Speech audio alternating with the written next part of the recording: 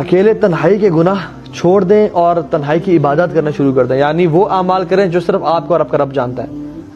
کیونکہ ابن قیم الجوزی فرماتے ہیں کہ سب سے بڑا جو ڈسٹرائر ہے یعنی دل کی دنیا کا، جو دل کی زندگی کو تباہ کر دینے والی چیز ہے، وہ کیا ہے؟ تنہائی کے گناہ. کہ انسان لوگوں سے تو چھپے لیکن رب العالمین سے نہ چھپ سکے. اور سب سے بڑی جو چیز اصلاح کرتی ہے انسان کے دل کی، وہ نیک اعمال کرنا اکیلے میں، پریویسی میں، جب لوگ نہ دیکھ رہے ہوں. اس کو اپنا معمول بنائیں. رائٹ ڈاؤن کہ میں کون کون سے ایسے ایکشنز کروں جو کہ مجھے کوئی نہ دیکھ رہا، صرف میں اور میرا رب جانتا ہوں.